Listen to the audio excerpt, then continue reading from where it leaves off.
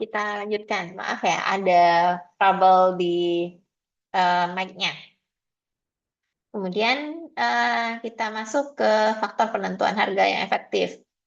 Jadi dalam menentukan harga dipengaruhi oleh berbagai faktor seperti biaya produksi, permintaan pasar, serta harga pesaing. Jadi kalau kita sudah tahu produk kita tuh pesaingnya siapa, kita harus mempertimbangkan pesaing kita itu harganya berapa.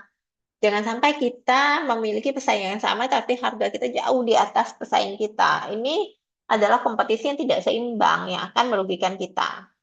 Nah, sekitar 45% perusahaan mengutamakan biaya produksi sebagai dasar utama menentukan harga, sedangkan 35%-nya berfokus pada analisis pesaing. Jadi, faktor permintaan pasar dipertimbangkan 20% oleh perusahaan dalam mengambil keputusan harga. Misalnya, kita sudah tahu orang akan menjual berapa, misalnya produk serupa, misalnya treadmill. Treadmill itu misalnya sekarang dipasarkan antara harga 1 sampai 3 juta rupiah dengan model eh, yang mirip-mirip. Tentunya harga yang dengan tipe yang sama, kalau harganya jauh di atas 1 sampai 3 juta rupiah, dia jualnya 4 juta, tentunya orang tidak akan tertarik untuk membelinya. Apalagi dengan harga, sebenarnya harga produksinya itu hampir sama. Nah, model penetapan harga yang paling umum digunakan adalah menetapkan harga berdasarkan biaya atas cost plus pricing sebesar 50%. Penetapan harga berbasis pasar market based pricing sebesar 30% dan penetapan harga psikologis sekitar 20%. Metode ini dipilih agar harga yang ditetapkan sesuai dengan karakteristik produk dan ekspektasi konsumen. Nah, berdasarkan harga produksi, penetapan harga berbasis pasar, dan psikologis. Jadi, penetapan harga itu ada beberapa macam caranya. Dan pengaruh harga terhadap persepsi konsumen tentunya pasti berpengaruh terhadap niat membeli. Nah, sebanyak 60% konsumen mengasosiasikan harga tinggi dengan kualitas lebih baik, sementara 40 responden 40% responden memilih produk berdasarkan harga yang kompetitif. Persepsi ini menjadi kunci dalam strategi bauran pemasaran untuk mendongkrak penjualan. Jadi kalau udah berdasarkan harga, memang kalau kata orang dulu itu ada harga ada rupa ya. Jadi uh, ya kualitas berbanding lurus dengan harga. Tidak ada harga yang murah sekali tetap produknya luar biasa bagus. Pasti dia pasti memiliki kekurangan, terutama di bagian kualitas, entah itu mudah rusak, tidak tahan lama, kemudian kusam dan sebagainya gitu loh. Nah, distribusi dan penempatan produk. Pentingnya tempat dalam marketing mix atau place itu merupakan uh, konsep yang sangat penting dalam bauran pemasaran karena 70% konsumen membuat keputusan membeli itu karena melihat suatu tempat produknya dijual. Nah, karena distribusi dan saluran penjualan dapat meningkatkan efisiensi penjualan hingga 65% karena dapat berupa distribusi langsung, customer to customer, ataupun bisnis to customer.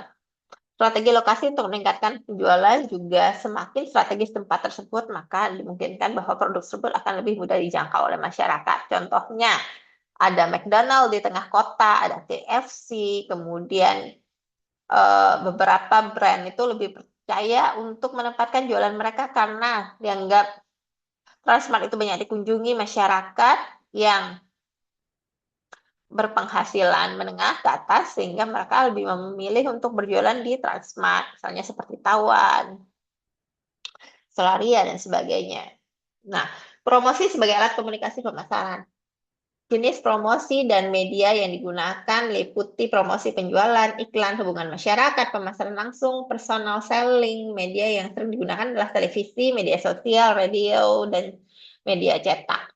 Kemudian penggunaan media sosial semakin dominan sebagai strategi menjangkau konsumen secara efektif dan lebih murah.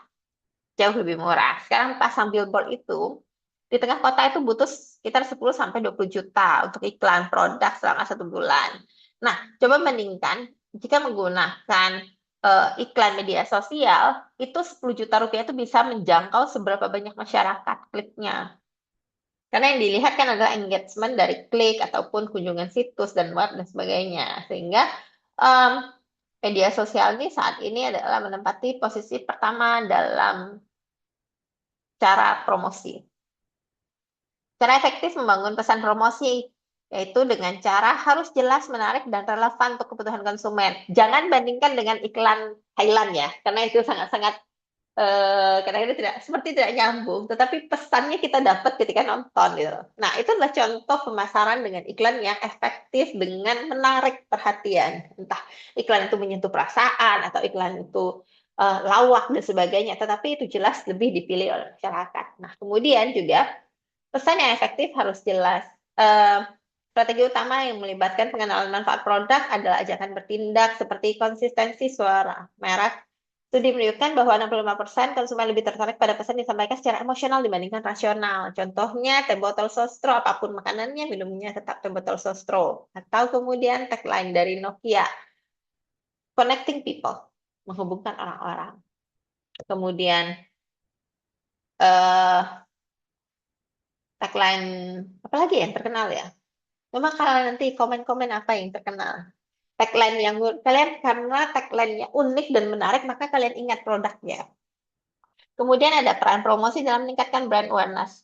Promosi itu penting dalam membuat masyarakat itu mengenal merek kita, kesadaran merek di pasar. Riset pasar menunjukkan 70% konsumen mengenali merek melalui promosi aktif, khususnya melalui iklan dan media sosial. Brand awareness yang tinggi berkontribusi pada loyalitas peningkatan penjualan. Ini jelas, semakin orang ingat merek kita, semakin orang akan ingat untuk beli, beli, beli, dan beli.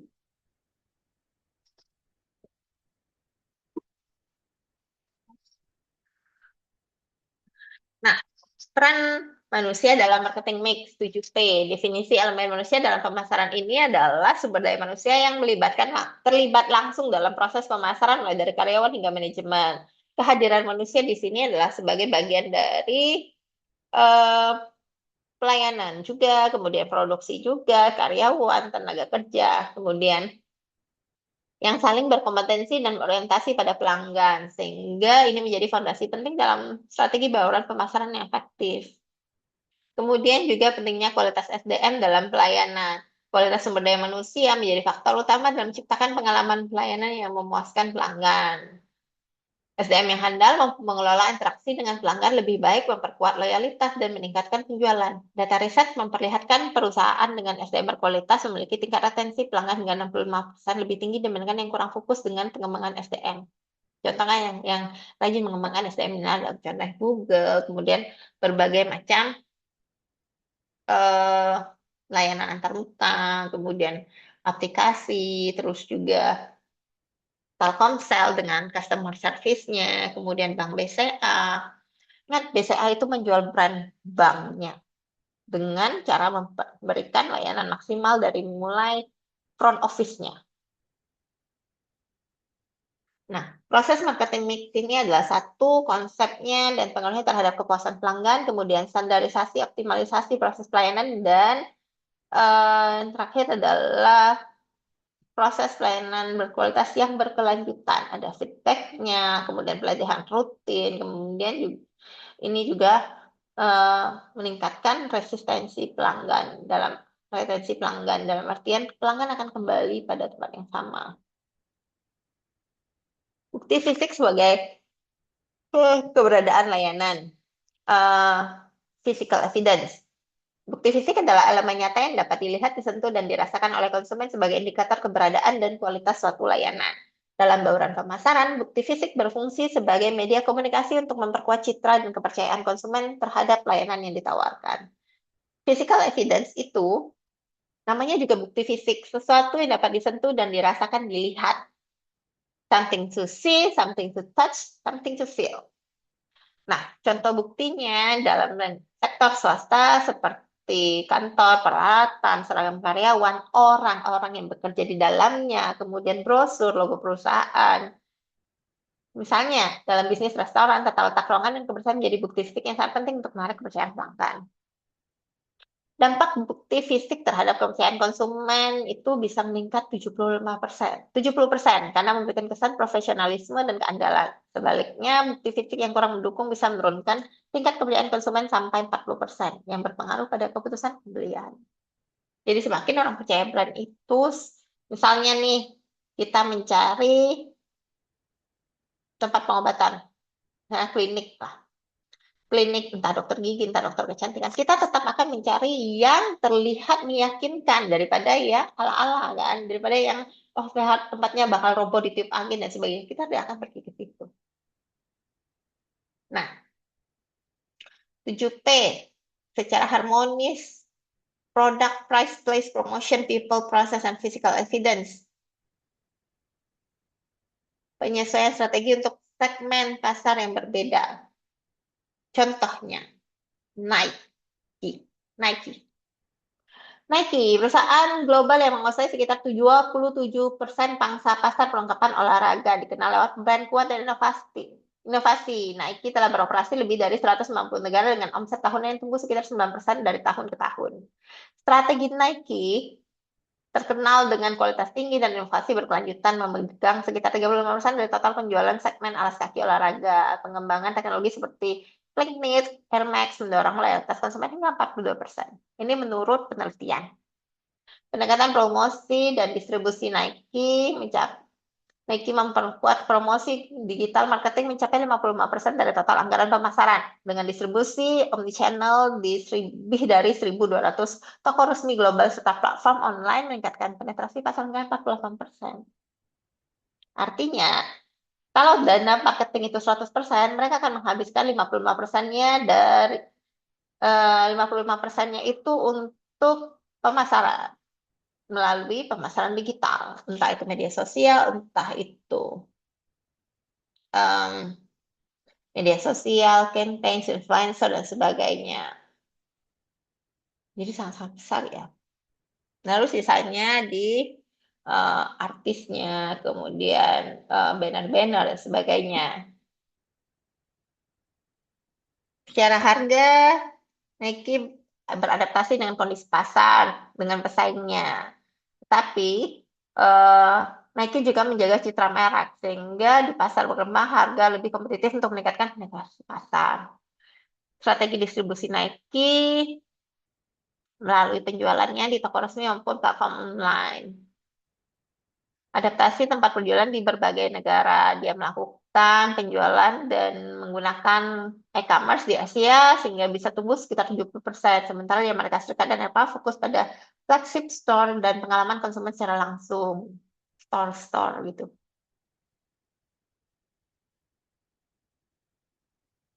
Nah, kemudian ada pendekatan Nike dalam elemen manusia dan proses. Adanya pengembangan SDM Nike, kemudian sistem pelayanan proses produksi, ada juga pelatihan pelayanan konsumen dan juga customer service. Jadi ini adalah beberapa gabungan dari pelayanannya Nike untuk mencapai tingkat maksimum.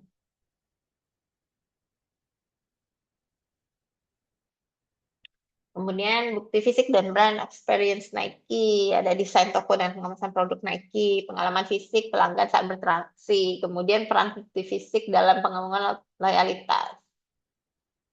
Manfaat menggunakan model marketing mix dalam bisnis adalah untuk meningkatkan efektivitas strategi pemasaran, kemudian mempermudah pengambilan keputusan bisnis, menyesuaikan strategi dengan dinamika pasar. Ini sudah singkatnya. Kemarin yang teman kita sudah ada ya. Dan juga bauran pemasarannya sudah ada, sesuatunya sudah ada. Saya hanya menambahkan sedikit. Nah, kemudian juga sisi awal pendirinya adalah menciptakan sepatu yang dapat meningkatkan performa atlet dengan teknologi inovatif dan desain yang fungsional. Nike sendiri terinspirasi dari Dewi kemenangan dalam mitologi Yunani yang dipilih menggambarkan semangat kemenangan dan keunggulan dalam olahraga. Logo Nike yang terkenal dengan slogan "Source"-nya dirancang pada tahun 1971 oleh Colonel Davidson.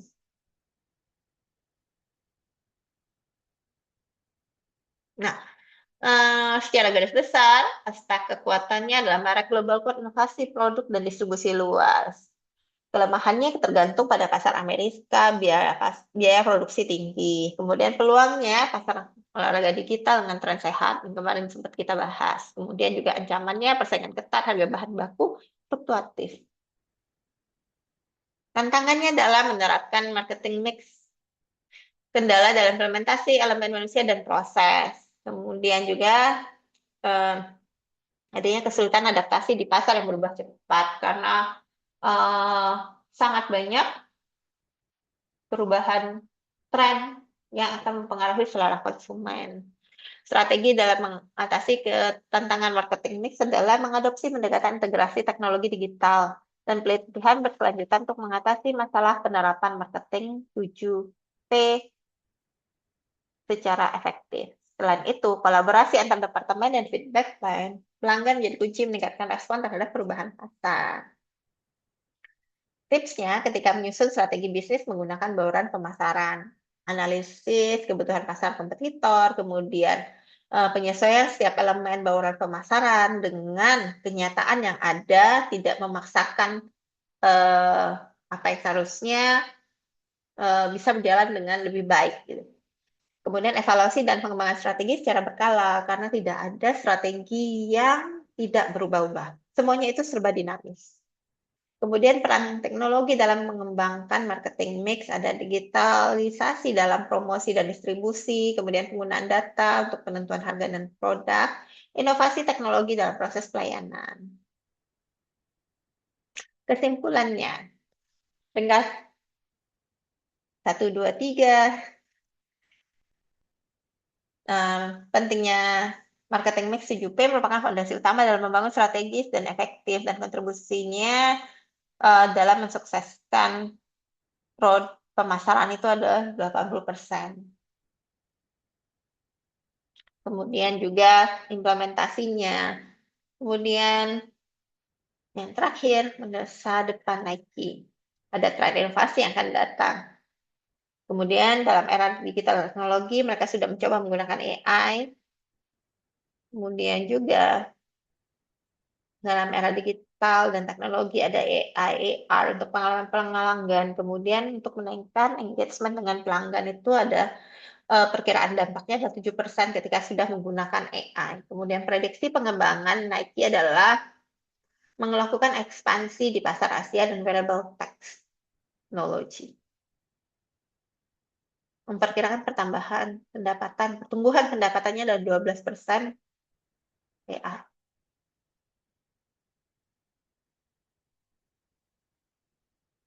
Terima kasih banyak. Saya mohon maaf ya eh, atas kenapa saya cepat ini, karena kebetulan saya ada janji sebentar lagi, jadi saya sudah ditunggu.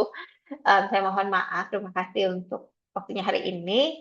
Sampai jumpa di pertemuan berikutnya. Bye-bye.